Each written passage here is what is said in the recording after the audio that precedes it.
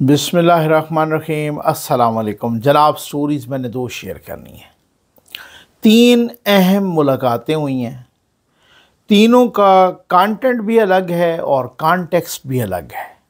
ये क्या मुलाकातें और कहाँ कहाँ हुई हैं ये आपके साथ डिस्कस करते हैं और इन पर एनालिसिस भी देते हैं। और दो खुशखबरियाँ हैं कौम के लिए, बहुत बड़ी खुशखबरियाँ हैं। बस जल्दी से आप चैनल सब्सक्राइब कीजिए, जहां घंटी का निशान बना वो उसे प्रेस कीजिए ताकि हर नई आने वाली वीडियो आप तक पहुंचती रहे। हमारे वाटर प्रोजेक्ट लग रहे हैं, अल्लाह के करम और आपके ताउन से लग रहे हैं। ख़बरें सुने, गर्मा गर्म ख़बरें सुने जनाब, लेकिन प्यासी इंसानियत को पानी पिलाइए अपने मरहूमीन के इसाले सवाब के लिए। अगर वो हयात हैं उनकी सेहत सलामती के लिए एक वाटर प्रोजेक्ट ज़रूर लगाइए। प्यासों को पानी पिलाइए जो जोड़ों वाला पानी पी रहे हैं। मैंने आपसे कहा कि तीन अहम मुलाकातें हुई हैं। उससे पहले आपको बताता चलूँ, अल्हम्दुलिल्लाह बहुत बड़ी खुशखबरी है। अच्छी डायरेक्शन, सही डायरेक्शंस की तरफ हम जा रहे हैं और ये बढ़िया नेक शगुन है। सिर्फ मैं नहीं कह रहा, ये बहुत से इंटरनेशनल जरीदे भी कह रहे हैं, वर्ल्ड बैंक IMF भी कह रहा है और महंगाई भी सिंगल डिजिट पे आ गई है। और यही ख़तरा खाए जा रहा है इमरान ख़ान को कि अगर 2 से 2.5 साल अगर इसी तरह से चल गया तो वो मेरा बयानिया उसका क्या बनेगा। वाकई ऐसा ही है। आज 5 IPP से, जिस पे मैंने व्लॉग्स किए, मुतअद्दिद लोगों ने, गौहर इजाज़ साहब ने उसकी शुरुआत की, बड़े ट्वीट्स किए, बड़ी मालूमात दी कि हम IPPs को कैपेसिटी पेमेंट कर रहे हैं। यानी अगर वो पैदा कर सकती है ना 1000 मेगावाट मिसाल के तौर पे, ठीक हो गया, और वो तो उसकी कैपेसिटी पेमेंट है ना भाई, इतना कर सकती है। तो अब वो ख़राब हो गई है वो उनकी मशीनरी और वो सारा कुछ, और अब वो 1000 नहीं पैदा कर रही बल्कि वो 400 पैदा कर रही है। तो हम ऊपर के जो 600 हैं वो भी मुआहदे के तहत पाबंद थे कि हम उनको पेमेंट टोटल 1000 की करेंगे, ठीक है ना। ये बड़ा एक सितम ज़रीफ़ी और जुल्म था। जिन ने भी ये मुआहदे किए, ये कौम पे बड़ा जुल्म था। अब वो कौम जागी और एहतजाज हुए और बहुत कुछ। उन्होंने कहा कि ये IPPs को जो है ना कैपेसिटी पेमेंट नहीं बल्कि जो हमें वो दे रहे हैं उसका हम दें। तो आज 5 IPPs के साथ मुआहदे ख़त्म कर दिए हैं हुकूमत ने, और ये प्राइम मिनिस्टर साहब ने कहा है कि ये इसकी शुरुआत है, ये बारिश का पहला ख़तरा है। अब इसी तरह से बारिश बरसती रहेगी।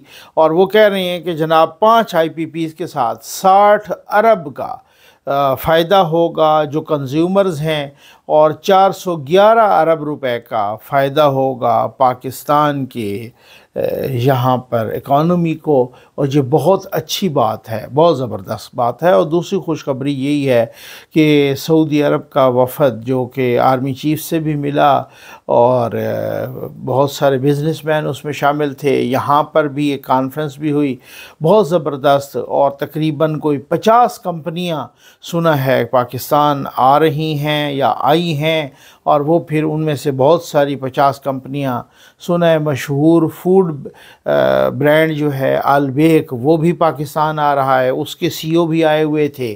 तो ये को मामूली बात नहीं है। कह रहे हैं $2 बिलियन की सरमायाकारी है, और अगर इसी तरह से ये सरमायाकारी हो जाती है तो बहुत सारी नौकरियों के भी चांसेस बनेंगे। और अल्हम्दुलिल्लाह पाकिस्तान अच्छी डायरेक्शन की तरफ चल पड़ा है। आज एक मुलाकात हुई है जो पंजाब हाउस में हुई है, ठीक हो गया। नवाज़ शरीफ साहब यहीं पे हैं और वो पंजाब हाउस में इस्लामाबाद में मुलाकात हुई है। उस मुलाकात में और भी लोग बहुत सारे शामिल थे, लेकिन ये बेसिकली मुलाकात बिलावल भुट्टो ज़रदारी साहब और नवाज़ शरीफ साहब के दरमियान हुई है, और नवाज़ शरीफ साहब ने उनका इस्तकबाल किया है। बिलावल भुट्टो ज़रदारी साहब वहाँ गए हैं। मैं कुर्बान जाऊं, हेडलाइन ये लगी हुई थी कि भाई नून लीग और पीपल्स पार्टी में आईनी तरमीम पर इत्तफाक हो गया है। हाँ, समझ आ गई आपको। मैं कब से कह रहा था, आपको याद होगा, मेरी वीडियोस गवाह हैं। मैंने कहा भाई नवाज़ शरीफ साहब चुप क्यों हैं, नवाज़ शरीफ की मुलाकात क्यों नहीं हो रही। जैसे ही 2 दिन पहले 3 दिन पहले मौलाना साहब से नवाज़ शरीफ साहब की मुलाकात हुई, फिर मामला सीधे होने लग गए। तो मैं आपको कब से कह रहा था भाई ये बहुत सारी चीज़ें हैं जो बिटवीन द लाइंस देखना होती हैं, जो ऐसे ही नज़र नहीं आती आम। इसके लिए स्पेशल चश्मा लगाना पड़ता है, इसके ये आम आँख से नज़र नहीं आती, और ये बहुत ही इसके लिए कुरेदना पड़ता है कि यार ये क्या चक्कर है, आईनी तरमीम क्यों आगे आगे जा रही हैं। अब आज जब नवाज़ शरीफ साहब और बिलावल भुट्टो ज़रदारी साहब के दरमियान मुलाकात हुई, तो ये फ़ाइनल फेजेस, अब हुकूमत ने भी कहा है अपने लोगों को वापस आओ, जिन्होंने बाहर जाना था उनको रोक लिया कि आपने जाना नहीं है। और इस तरीके से ये बहुत ही अहम, बल्कि अहम तरीन आप कह सकते हैं कि ये एक वो मुलाकात है। और इस मुलाकात में बहुत सारी चीज़ें तय भी पाई हैं। इस मुलाकात में बिलावल भुट्टो ज़रदारी साहब ने ये मुलाकात वहाँ पर जो मौलाना साहब के साथ हुई, और मुख्तलिफ़ जो और इसमें जितनी भी पेशरफ्त हुई उनसे भी आगाह किया।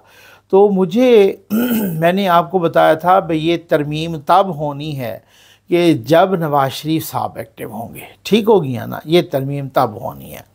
यार एक दूसरी मैंने आपको बताया कि तीनों मुलाकातों का ये कंटेंट भी डिफरेंट है और कॉन्टेक्स्ट भी डिफरेंट है। एक मुलाकात मोहसिन नकवी साहब और हमज़ा शहबाज शरीफ साहब के दरमियान हुई है, लाहौर में हुई है, ठीक हो गया। ये मुलाकात मेरे हिसाब से बड़ी अजीबो गरीब और इस पे अचंभे वाली बात है, इस पर बात सोचने वाली भी है, गौर व खोज वाली भी बात है। एक मुलाकात मोहसिन नकवी साहब की पहले भी हुई थी हमज़ा शहबाज के साथ, और थोड़े ही अरसे बाद यानी ये 2 दिन कल परसों उनकी एक और मुलाकात हुई है हमज़ा शहबाज शरीफ साहब के साथ। आप भी मेरी तरह सोचने पे मजबूर होंगे कि मोहसिन नकवी साहब की हमज़ा शहबाज साहब से मुलाकात, ये क्या अजीबो गरीब चक्कर है। हमज़ा शहबाज साहब एक MNA हैं, मोहसिन नकवी साहब वज़ीर दाखिला हैं। वैसे तो वज़ीर दाखिला साहब मिलते रहते हैं, लेकिन उनकी हमज़ा शहबाज के साथ मुलाकात, क्या उन्होंने कोई एटम बम का फार्मूला डिस्कस किया है, उन्होंने क्या किया है। हमज़ा शहबाज साहब के पास कोई ओहदा नहीं है, कुछ भी नहीं है। एक वो सुना है उस वक़्त मुलाकात हुई थी कि जब मोहसिन नकवी साहब कुछ पंजाब से अपने पुलिस ऑफिसर्स अली रिजवी साहब IG और DIG और वो लाना चाहते थे, तो वहाँ पे जो हुकूमत है प्रोविंशियल गवर्नमेंट मरीम नवाज़ साहबा की, उन्होंने कुछ इनकार किया या उनको रिलीज़ करने से इनकार किया। उस वक़्त भी ये मुलाकात हुई थी, और उस वक़्त भी थोड़ा बहुत मरीम नवाज़ के साथ उनकी मुलाकात एक फार्मल सी मुलाकात थी, वो बहुत पहले हुई थी। तो अब उसके बाद मुख्तलिफ़ लोगों ने बताया, सोर्सेज ने, ठीक है, कि वहाँ पर भी कुछ लोग हैं जिनको अपनी फील्डिंग सेट करना चाह रहे हैं वज़ीर दाखिला साहब, और वो उनके अपने लोग, क्योंकि ज़ाहिर है वज़ीर दाखिला साहब जो हैं वो पंजाब के केयर टेकर चीफ़ मिनिस्टर रहे हैं, और पंजाब की जो चीफ़ मिनिस्ट्री है वो प्राइम मिनिस्टर से ज़्यादा पावरफुल होती है एक तरह से, आपको समझ है ना, ठीक है ना। तो उसमें वो बड़ा अपना powerful care taker chief minister थे। अब भी उनके वहाँ पर बहुत सारे लोग हैं जिनको शायद वो समझते हैं खुडे लाइन लगाया गया था। इस हवाले से ये जो सारी सूरत हाल है, इस पे बताया गया कि यार ये क्या चक्कर है। इसका मतलब ये है, मैं आसान अल्फाज में समझने का कायल हूँ और आसान अल्फाज में समझाने का कायल हूँ। इसका क्या मतलब है? इसका मतलब ये है कि कुछ मरीम नवाज़ साहबा कुछ चीज़ें नहीं मान रही होंगी। मोहसिन नकवी साहब किन का बंदा है ये भी आपको पता है, वो बड़े घर का बंदा है, वो भी आपको, ये और बात है कि उनको फैसिलिटेट नून लीग नहीं किया है, लेकिन वो बड़े घर का बंदा है। तो वो वहाँ मुलाकात करना और कोई मुलाकात से पैगाम देना और उसमें, लेकिन मैं आपको एक अंदर की बात बताऊँ, मालूमात की बुनियाद पर बता रहा हूँ, ऐसे पैगामों से मरीम नवाज़ साहबा बिल्कुल नहीं खौफज़दा हो रही। ये मैं आपको बता दूँ, ये अगर यही पैगाम देना मकसूद है तो वो इन पैगामों से जो है ना बिल्कुल नहीं खौफज़दा हो रही। नवाज़ शरीफ अगर कुछ आपको कंप्रोमाइजिंग नज़र आते हैं, कुछ खामोश नज़र आते हैं, वो सिर्फ़ इसलिए नज़र आते हैं कि उनका टारगेट है कि ये उनकी बेटी चीफ़ मिनिस्टर हैं, वो इतना अच्छा काम कर रही हैं, वो दिन रात पंजाब के आवाम के लिए दिन रात एक कर रही हैं। उनका बिल्कुल आराम के टाइमिंग्स, ये मैं आपको मालूमात की बुनियाद पे कह रहा हूँ, आराम के टाइमिंग्स ख़त्म हो चुके हैं तकरीबन, या बहुत ही कम हो चुके हैं। लेकिन वो 24/7 इस तरह से अलर्ट हैं, पता नहीं रोज़ ही कोई 2-2 3-3 प्रोजेक्ट्स आ जाते हैं ऐसे हवाले से। और फिर नवाज़ शरीफ साहब की नज़र है कि अगला जो प्राइम मिनिस्टर हो वो नेक्स्ट इलेक्शन के बाद वो मरीम नवाज़ साहबा हों। तो खैर ये हर किसी का राइट है, बिलावल साहब का भी राइट है, वो भी कोशिश करें, जरदारी साहब का भी राइट है, कोई और है तो भी। ये डेमोक्रेटिक सिस्टम है, पार्लिमानी निज़ाम है, जिसकी सीटें ज़्यादा होंगी। और ज़ाहिर है उनको भी पता है कि पंजाब में मरीम नवाज़ साहब ने काम ज़बरदस्त किए, तो जिसकी सीटें ज़्यादा होंगी उसी बुनियाद पर वो यहाँ पर प्राइम मिनिस्टर भी बन सकती हैं। तो ये सारी चीज़ें हैं। और अगर मोहसिन नकवी साहब की पंजाब में दाल नहीं गल रही, क्योंकि ये सबको पता है कि मरीम नवाज़ ना तो सिफारिश मान रही हैं, ना MPAs MNAs के कहने पर। पहले तो ये होता था ना कि SHO भी उन्हीं के हिसाब से लगता था और SP भी वहीं पर। ये ख़ुद आपने देखा फरागोगी बहुत सारों का ट्रांसफ़र कराती रही है। ये ख़ुद आपने देखा इमरान ख़ान के दौर में पिंकी पीरनी के साबिक शौहर नामदार जनाब मानिका साहब वो करवाते रहे हैं। तो बहरहाल उनके बेटे करवाते रहे हैं, 3-3 4-4 5-5 अजला में उनके मर्ज़ी के बग़ैर कोई पर नहीं मार सकता था। तो वो बहरहाल बहुत सारी चीज़ें होती हैं तो वो करवाते रहें। लेकिन अब जो है ना, अब मामलात ज़रा डिफरेंट हो गए हैं। अब वो अपनों की, अपने MNAs की नहीं मान रही।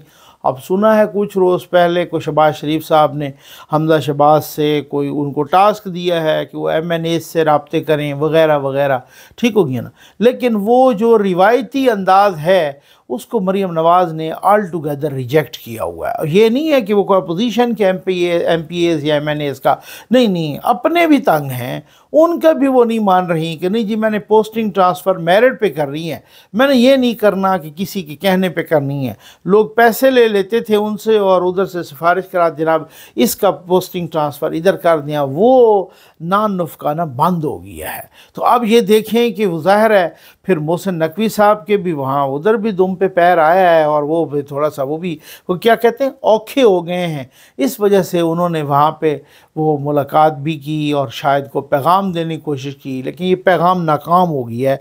ये मैं आपको बता दूँ, एक तीसरी मुलाकात, आप उसको मुलाकात कहें, आप उसको इकट्ठ कहें, आप उसको जिरगा कहें, जैसे उन्होंने जिरगे का नाम लिया।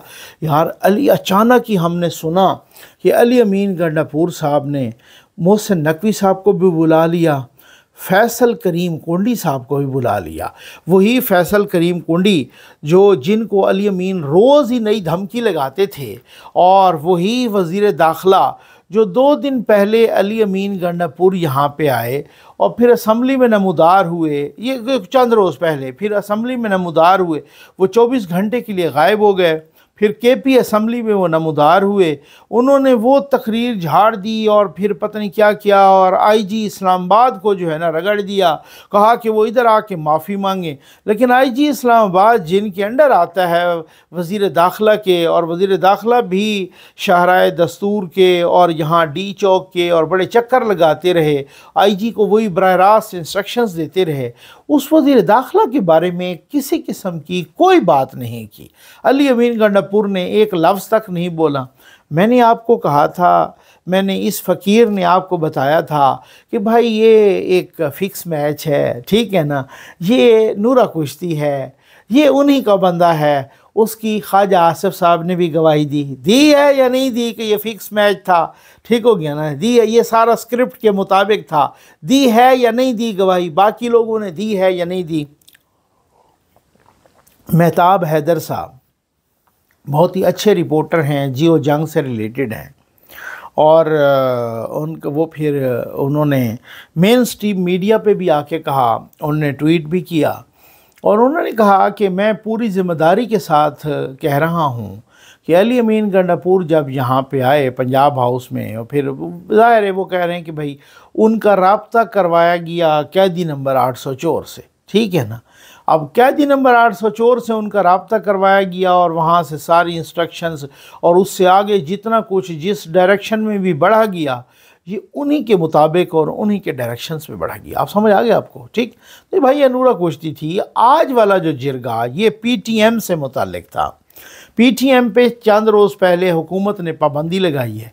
मैं देख रहा था कि PTM वालों की कुट लगा दी, उनको गिरफ़्तार कर दिया, उनको तितर बितर किया खैबर पख्तूनख्वा की पुलिस ने। अब तनकीद शुरू हो गई कि देखो जी ये तो KPK पुलिस है, ये तो आती है उनके अंडर, अली अमीन के अंडर, तो इसका मतलब ये हुआ। अब उसके बाद बैरिस्टर सैफ कहते हैं जनाब वो तो वफाक के कहने पे हुआ। भाई वफाक के कहने पे सूबे की पुलिस PTM की कुट लगा रही है और आप बेबस हैं, आप इतने मासूम भी नहीं हैं। अब जब यहाँ ये मामला पड़ा वो एक अलग चक्कर है, अलग बात है। मंजूर पश्तीन साहब समझदार आदमी हैं, मोहसन दावर साहब यहाँ पे, अली वज़ीर भी, लेकिन बाकी कुछ लोग उनमें हैं शरपसंद। और ये वाकई बात ठीक है कि फिर वो मजबूर करते हैं। और जो मौलाना फजल रहमान साहब ने भी बिल्कुल ठीक फरमाया कि जी उनको मना किया गया था इस चीज़ से कि आप मुल्क से अलहदगी का नारा न लगाएं। ये वो रेड लाइन होती है जिसको आप क्रॉस नहीं कर सकते, चाहे कोई भी मुल्क हो। और उनके इज्तिमात में और ये इस तरह के नारे लगे और फिर अफ़गानिस्तान के झंडे और ये सारा कुछ। लेकिन साथ में इंतहाई अदब के साथ कहना चाहूँगा और रियासत से और इंतहाई माज़त के साथ कि ये इमरान ख़ान साहब ने जो कहा था कि इस मुल्क के 3 टुकड़े होंगे, तो फिर उन्होंने भी तो इसी तरह की बात की थी। और ये जो इनके यहाँ पर अफ़गान शहरी, मैं नहीं कह रहा, ये ख़ुद वज़ीर दाखिला साहब ने कहा है कि अफ़गान शहरी पकड़े गए हैं इनके एहतजाज में। 120 अफ़गान शहरी पिछले 24 घंटों में या 48 घंटों में 120 अफ़गान शहरी पकड़े गए हैं यहाँ। तो फिर इनके जलसों में भी आते हैं और अफ़गानिस्तान के झंडे भी होते हैं। और उनके खान साहब कह रहे हैं कि इसके खुदा न खास्ता इसके 3 टुकड़े भी होंगे मुल्क के। तो ये सारा बयानिया इनको फिर 7 कत्ल माफ़ हैं। तो आप वहाँ पर तो डेफिनेटली वहाँ पे जिरगा भी हो गया, वहाँ पर एक दूसरे को बड़े अच्छे तरीके से मिले भी सही। खैबर पख्तूनख्वा के गवर्नर फैसल करीम कुंडी साहब को जब दावत मिली तो वो भागे भागे बड़े इत्तेफाक के साथ, इस्लामाबाद में थे उस वक़्त, वो पेशावर पहुँचे। और फिर माशाअल्लाह वही मोहसिन नकवी जिन्होंने, लोग इनके अपने कहते हैं कि उन्होंने आंसू गैस, उन्होंने लाठी चार्ज, उन्होंने रबर की गोलियां, उन्होंने बाकी गोलियां चला के ऐसी तैसी फेर दी यूथियों की, वही मोहसिन नकवी साहब आज जफ्फियाँ डाल रहे थे अली अमीन गंडापुर के साथ। समझ तो आपको आ गई होगी। मैंने आपको अक्सर व बेशतर मैं अपने व्यूअर्स को कहता रहता हूँ, अपने भाइयों को मैं कहता रहता हूँ कि आप चीज़ों को बिटवीन द लाइंस देखा करें। बड़ी अच्छी अच्छी मीठी मीठी बातें। एक दिन पहले भी उन्होंने एक अपना पैगाम जारी किया, हम ये चाहते हैं कि अमन हो, ये हम सारे मिलजुल के करेंगे। और वो सारे गए और एक दूसरे की तारीफ़ें, मन तोरा हाजी बगोयम तू मरा मुल्ला बगो, हाँ यही वाली सूरत हाल थी। तो बहरहाल ये एक दूसरे को मुल्ला और हाजी कह रहे थे और तारीफ़ों के पुल बांध रहे थे और बड़ी अच्छी शुरुआत हो गई हैं। तो मकसद कहने का ये है कि यहाँ दिखने में कुछ और होता है, यहाँ बिकने में कुछ और होता है। जो दिखता है वही बिकता है, बाज़ औक़ात जो बिकता है वही दिखता है। ठीक, उम्मीद है आपको वीडियो पसंद आई होगी। आपका बहुत बहुत शुक्रिया।